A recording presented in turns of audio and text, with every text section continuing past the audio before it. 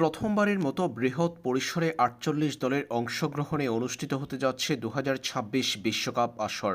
যুক্তরাষ্ট্র, মেক্সিকো, কানাডায় অনুষ্ঠিত হতে যাওয়া আসন্ন এই বিশ্বকাপের বাকি আর কেবলমাত্র ৬ মাসের মতো। নতুন বছরের জুনের ১১ তারিখ শুরু হতে যাচ্ছে টুর্নামেন্ট। ফাইনালের মধ্য দিয়ে শেষ হবে ১৯ জুলাই।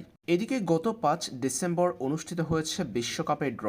বিশ্বকাপে ব্রাজিল পড়েছে সি গ্রুপে। ব্রাজিলের সি গ্রুপে অপর ৩ প্রতিপক্ষ যথাক্রমে মরক্কো, স্কটল্যান্ড এবং হাইতি। একাধিক কোচে পরিবর্তন আনার পর সবশেষ নিজেদের পছন্দের কার্লো আনচেলত্তিকে দলে নিয়েছিল ব্রাজিল। এরপর নিশ্চিত হয়েছে ব্রাজিলের ২০২৬ বিশ্বকাপে মূল পর্বে জায়গা। বিশ্বকাপের আগে ব্রাজিলের স্কোয়াড নিয়ে আছে বহু আলোচনা।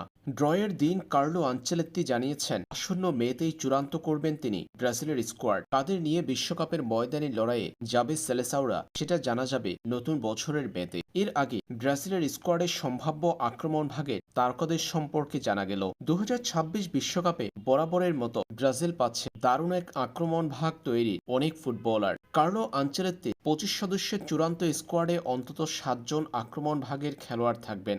সম্প্রতি সময়ে ক্লাব ফুটবলে অসাধারণ পারফর্ম করা অভিজ্ঞ ও তরুণ ফুটবলারদের নিয়েই আক্রমণ ভাগ সাজাবেন কার্লো আনচেলত্তি। সেজন্য তার হাতে আছে একাধিক বিকল্প।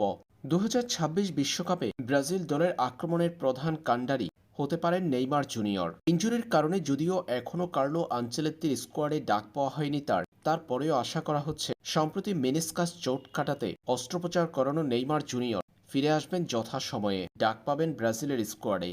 আক্রমণ ভাগে নেইমার ছাড়াও কার্লো আনচেলত্তি সেরা ৭ জনের জন্য বিকল্প অপশন সহ পাবেন Raphinha, Vinicius Junior, Matheus Cunha, Richarlison, Rodrygo Goes, Joao Pedro, Estevao Willian, Savinho, Endrick, Gabriel Martinelli, Igor Jesus, Luis হেনরিকের মতো তারকাদের। এই তারকাদের মধ্য থেকে সেরা ৭ জনকে বিশ্বকাপের স্কোয়াডে অন্তর্ভুক্ত করবেন কার্লো আনচেলত্তি।